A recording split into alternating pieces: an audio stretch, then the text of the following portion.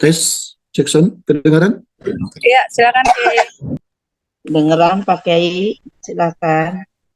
Baik. Bismillahirrahmanirrahim. Assalamualaikum warahmatullahi wabarakatuh. Alhamdulillahi rabbil alamin.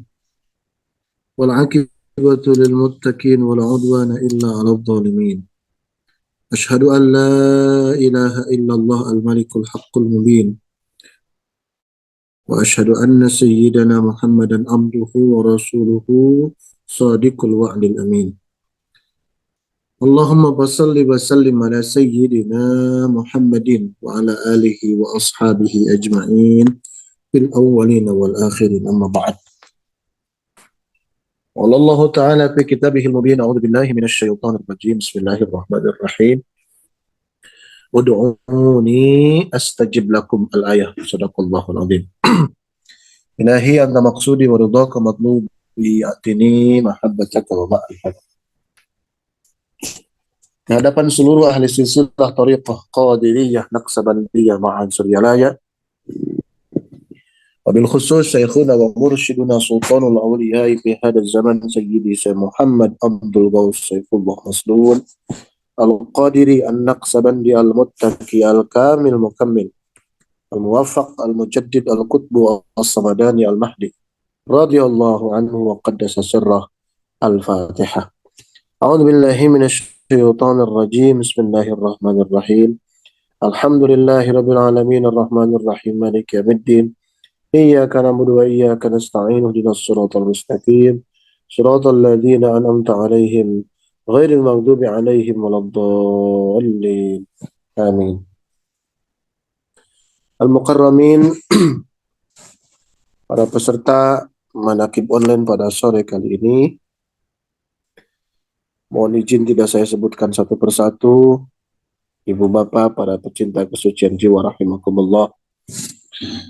Mohon maaf saya tidak membuka video karena keterbatasan sinyal di sini. Mudah-mudahan lancar, tidak ada gangguan apapun.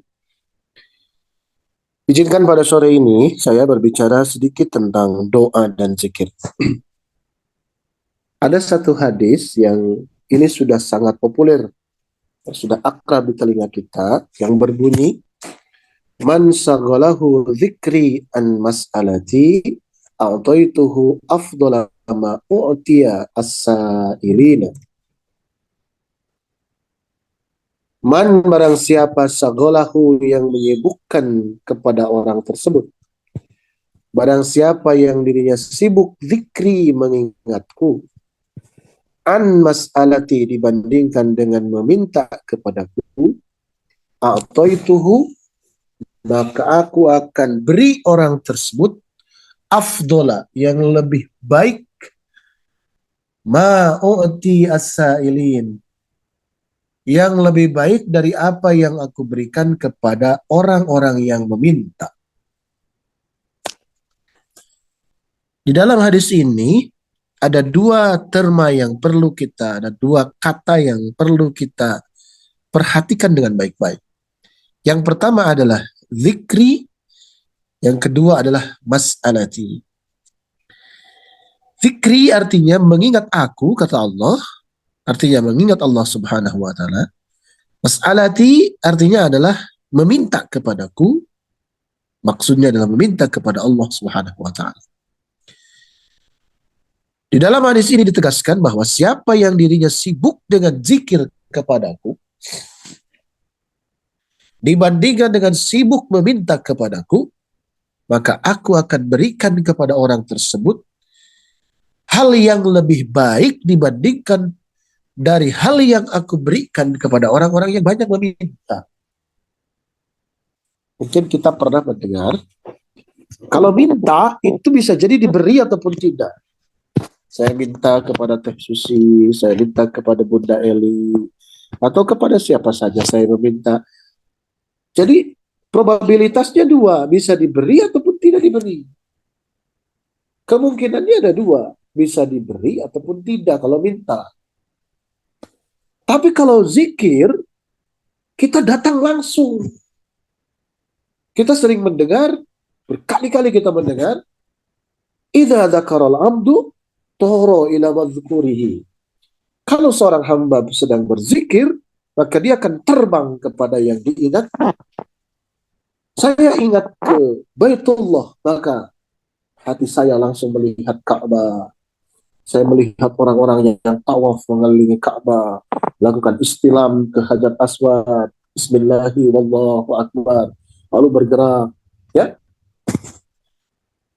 Allahumma inna nas'aluka imanan kamila wa yaqinan sadiqa, dan seterusnya. Setiap putaran berganti-ganti doa, berganti permintaan kepada Allah. Itu ketika saya ingat Baitullah.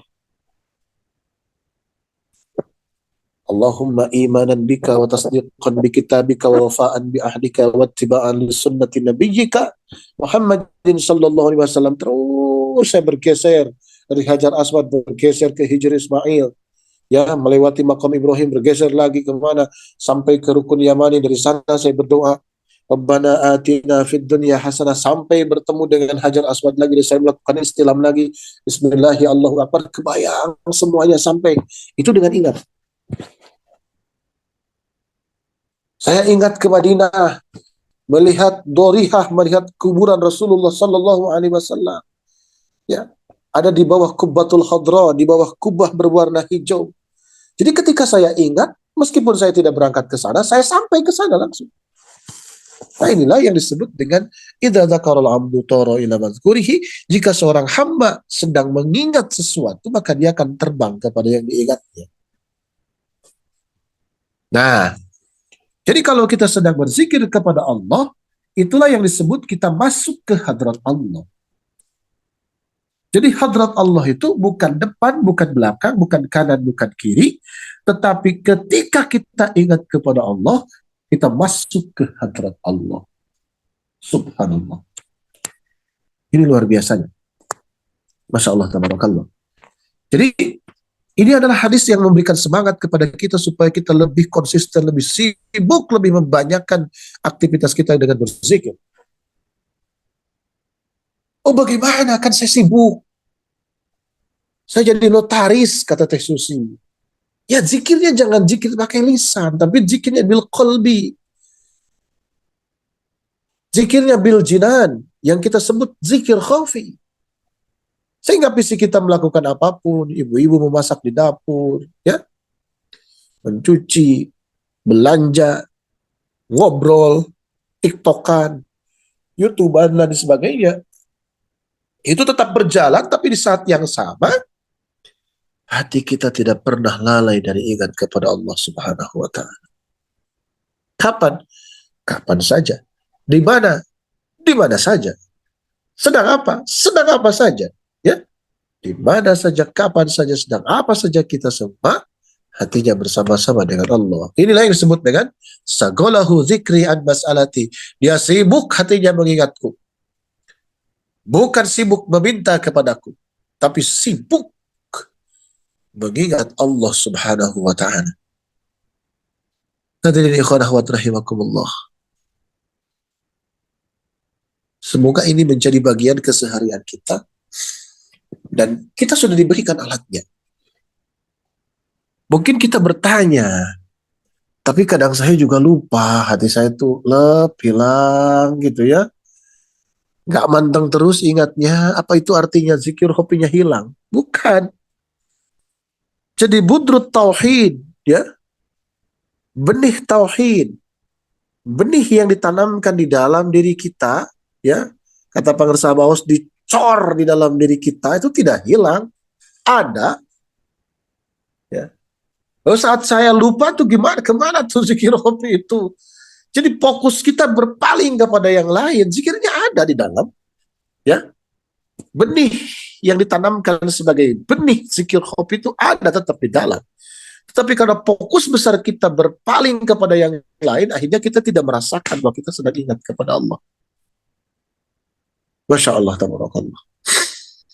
Kemarin ketika manakib, dini hari sebelum berjamaah subuh, saya ngaras kepada Pangersa Abaos. Pas datang ke ruangan beliau, ruangan yang ada pintu kayu jati itu, kata beliau, di antos kita tadi, Ditunggu dari tadi, kata Bang Syarif. Terus saya mendekat, saya cium tangannya, lalu saya mundur sedikit berhadapan dengan beliau. Beliau bercerita tentang beberapa kejadian di masa pengersabahan. Nah, saat itu ada uh, Profesor Dr. Kiai Haji Isep Zainal Arifin dan yang lain-lain, saya lupa lagi ada berapa. Oh, ada Kiai Muhammad Subur kalau tidak salah ada di sana juga sama, dan beberapa wakil talqin. Saya tidak terlalu fokus karena uh, fokus saya memandang dan mendengarkan dawuh pengersabah. Bapak Ibu, para pecinta kesucian jiwa yang dimuliakan Allah Subhanahu wa taala, zikir kita ya, zikir jahar yang pertama ya, zikir jahar la ilaha illallah itu kenapa ketika mengucapkan illallah itu diarahkan ke latifatul qalbi ya, ternyata di sana kuncinya, kata beliau, kata pengarsa Baus, di sana kuncinya. Jadi kalau latifatul qalbi sudah penuh dengan cahaya zikir ya, penuh dengan cahaya zikir, maka cahaya itu akan ditransfer ke latifah yang lainnya ya. Jadi kuncinya di latifatul qalbi. Kenapa itu dibanyakin? Kenapa zikirnya jahalnya dibanyakin? Supaya cahaya Allahnya semakin berpendar ya, semakin apa namanya kalau bahasa Jawanya, semburatnya semakin besar. Nah, nanti itu dialirkan ke latifah yang lain ya, ke 6 latifah yang lainnya, terus dialirkan ibarat keran. Ibarat kita punya toren ya. Jadi latifatul qalbi itu torennya. Nanti dibuka kerannya, ngalir kemana? Ke latifah-latifah yang lain. Masya Allah, tabarakallah. Duh, kok bisa begitu? Saya mungkin bertanya, saat saya bertanya di dalam hati. Ya lupa karena Abbas mengatakan begini. Iya, karena Rasulullah mengatakan begitu. Ala wahiyya al-qalbu. Itulah yang disebut dengan latifatul qalbi. Ida saluhat saluhal jasadu kullu. Kalau latifatul qalbinya baik, maka dia akan berefek pada baik dan tidaknya latifah-latifah yang lain. Begitu. Maka semakin kita pukul, semakin kita hentakkan, semakin pecah hati itu, makin lunak hati itu, maka bergeser kepada latifah-latifah yang lain. Masya Allah. Ini rahasianya ternyata. Dulu saya pernah mendengar bahwa untuk mengisi latifah, misalkan latifatul akhbar di tengah dada, ya, itu ada sejumlah sekian zikir untuk mengisi latifatul akhbar yang ada di tengah dada. Kemudian untuk mengisi latifatul ruh misalkan ya, di bawah susu kita sebelah kanan ada sekian jumlahnya zikirnya. Dulu saya mendengar begitu. Kemudian latifatul khofa di atas susu kita sebelah kanan. Latifatul sirri di atas susu kita sebelah kiri. Latifatul qalbi kan di bawah susu kita sebelah kiri, yang kalau kita tawajuh mengarah ke sana, yang kalau kita ditalkin zikir hobi kita duduk ke sana, ya. Latifatul nafas di antara dua alis dan latifatul qalb di atas ubun-ubun kita semua. Dulu saya mendengar kalau ingin mengisi latifah itu maka sejumlah zikir harus dilakukan dan ditujukan ke sana. Kata pengarsa Abbas, bukan begitu. Kenapa pengarsa Abbas memberikan cara yang lebih mudah. Fokus ke latifatul qalbi. Dari latifatul qalbi nanti ditransfer, disalurkan, dialirkan ke latifah yang lain. Latifatul ruh, latifatul khafi, latifatul sirri, latifatul nafas, latifatul qalb, terus semakin penuh di latifatul qalbi, maka dia akan terus memenuhi bagian latifah-latifah yang lain. Nah, kalau kesibukan kita ini ada pada kesempatan zikir kepada Allah, maka seluruh permintaan-permintaan itu sudah include, sudah termasuk di dalam zikir kita semua. Karena tadi di dalam hadis tadi disebutkan orang yang kesibukannya adalah mengingatku, artinya seluruh fokusnya untuk mengingat Allah Subhanahu wa taala, maka akan Allah kasihkan kepada orang itu jauh lebih baik, jauh lebih berkualitas, jauh lebih keren dibandingkan apa yang aku berikan kepada orang-orang yang meminta. Hadirin ikhwan akhwat rahimakumullah. Permintaan itu kan di dalam bahasa agama kita tuh doa, ya. Tapi doa juga ada syaratnya, bisa disebut doa, Ini mungkin kesekian kalinya saya mengulang-ulang. Antara permintaan dengan doa itu ada perbedaan. Setiap doa itu permintaan, tapi tidak setiap permintaan itu adalah doa. Jadi sebuah permintaan bisa dikategorikan doa, kata Syekh Ramadan Al-Buti di dalam Syarah Al-Hikam, Ibnu Athaillah As-Sakandari, sebuah permintaan dikategorikan menjadi doa kalau satu, orang yang meminta atau yang berdoa itu mengawali doanya, mengawali permintaannya dengan apa? Dengan membersihkan diri, dengan bertaubat, dengan menjernihkan diri kita dari dosa dan noda serta kehilapan-kehilapan lainnya. Baru permintaannya disebut doa. Kalau masih bolokot kene, ya itu permintaan biasa. Bolokot itu apa artinya ya? Ibu Ibu Wahyuni, bolokot itu apa ya? Kotor banget gitu ya. Penuh dengan kotoran badannya. Maka itu permintaan biasa. Yang kedua apa syaratnya? Sebuah permintaan dikategorikan doa kalau bihuduril qalbi was-su'uri, disertai dengan hadirnya qalbu dan perasaannya, menyertai kalimat-kalimat redaksi-redaksi permintaan yang disampaikan kepada Allah. Ya Allah, karuniakan kepada hamba cinta, berikan kepada hamba supaya cinta kepadamu ya Rabb. Lisannya mengucapkan begitu, hatinya juga ikut hadir dalam permintaan itu. Bukan mulutnya meminta, tapi hatinya jalan-jalan ke Monas. Ketika mulutnya meminta, hatinya jalan-jalan ke mall dan lain sebagainya. Itu hanya permintaan biasa. Jadi ketika permintaan disertai dengan hadirnya kolbu dan perasaan membersamai kalimat-kalimat doa, kalimat-kalimat permintaan, itulah dikategorikan doa. Dan doa dijanjikan Allah, ud'uni astajib lakum. Berdoalah kepadaku, pasti aku akan kabulkan. Gitu. Jadi kalau misalkan sudah bertahun-tahun kita berdoa kepada Allah, dicek lagi itu doa atau hanya permintaan biasa, begitu. Yang terakhir, pengkabulan dari Allah atas doa yang kita pohonkan kepada Allah, doa yang kita panjatkan kepada Allah, itu tidak mesti sama dengan bentuk yang kita minta kepada Allah. Misalkan, siapa di sini ya? Ada yang bermohon kepada Allah, ya Allah, hamba ingin punya mobil. Misalkan ya, Bunda Eli misalkan mohon kepada Allah, ya Allah, beri hamba mobil. Ternyata Allah tidak ngasih mobil. Padahal berkali-kali sudah lama berdoa kepada Allah. Katanya Allah akan mengabulkan doa hambanya. Tapi kebutuhan-kebutuhan Bunda Eli untuk kendaraan itu dipenuhi oleh Allah. Ketika mau berangkat ke Sinarasa, selalu saja ada ikhwan yang nyamper beliau untuk berangkat ke Sinarasa. Gitu. Permohonan beliau itu minta mobil supaya menjadi fasilitas memudahkan pergerakan dari satu tempat ke tempat yang lain. Tapi Allah tidak kasih mobil dalam bentuk kepemilikan beliau. Allah tutupi kebutuhannya untuk bergerak dari satu tempat ke tempat yang lain dengan tanpa memiliki mobil. Nah, ini yang saya maksud. Doa yang kita minta itu pengkabulannya tidak mesti bentuknya sama dengan yang kita mintakan. Kenapa? Karena Allah pasti lebih tahu apa kebutuhan kita dibandingkan kita semua. Dan kebutuhan itu udah pasti dipenuhi oleh Allah Subhanahu wa Ta'ala. Ini. Yang kedua, waktu pengkabulan itu tidak mesti sama dengan waktu yang kita mintakan.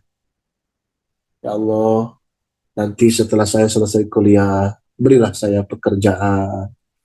Setelah 4 tahun kuliah S1, ternyata nggak dikasih pekerjaan juga oleh Allah. Ya, aduh selesai tuh. Kita mintanya, misalkan seorang mahasiswa mintanya kepada Allah itu nanti selesai kuliah S1, ya Allah beri saya pekerjaan. Lu kok nggak dapat pekerjaan juga? Padahal doanya sudah lama sekali diulang-ulang itu. Doanya. Masya Allah, tabarakallah. Tapi Allah kasihkan pekerjaan kepada orang yang minta itu, kepada mahasiswa yang minta kepada Allah itu, setelah dia berusia 35 tahun. Sekian tahun setelah dia selesai kuliah. Jadi, dia mintanya selesai kuliah S1, tapi Allah kabulkan di usia sekian tahun selesai dia melaksanakan atau mengakhiri kuliahnya. Itu selalu begitu. Kenapa? Tidak dalam bentuk yang kita mintakan, tidak dalam waktu yang kita mintakan kepada Allah, karena Allah itu Al-Qahhar, Allah Maha berkuasa. Allah itu tidak bisa didikte oleh doa kita. Betul kita disuruh berdoa, maka lakukan doa itu sebagai apa? Sebagai ta'abbud kita, sebagai bentuk ibadah kita, karena kita diperintahkan oleh Allah Subhanahu wa taala, bukan untuk ngatur Allah. Allah tidak bisa diatur oleh kita. Allah itu Al-Qahhar, Maha berkuasa. Apapun yang Allah inginkan, ya terserah Allah saja. Makanya hal terbaik yang harus kita lakukan adalah ridho atas apapun yang diberikan oleh Allah kepada kita semua. Wardo bima qassamallahu laka takun agnan nas. Hendaknya kau ridho kepada Allah atas apa yang Allah bagikan kepada engkau, kata Rasulullah dalam hadis, takun agnan nas, niscaya kau akan menjadi hamba yang paling kaya di muka bumi. Masya Allah, tabarakallah. Hadirin ikhwan akhwat rahimakumullah, inilah yang bisa saya sampaikan. Mudah-mudahan ada guna dan manfaatnya. Hadanallahu wa yakum ajma'in. Wa 'alallahi tawakkalna wa ilaihil masir. Wallahul muwaffiq ila aqwamit thoriq. Wassalamualaikum warahmatullahi wabarakatuh.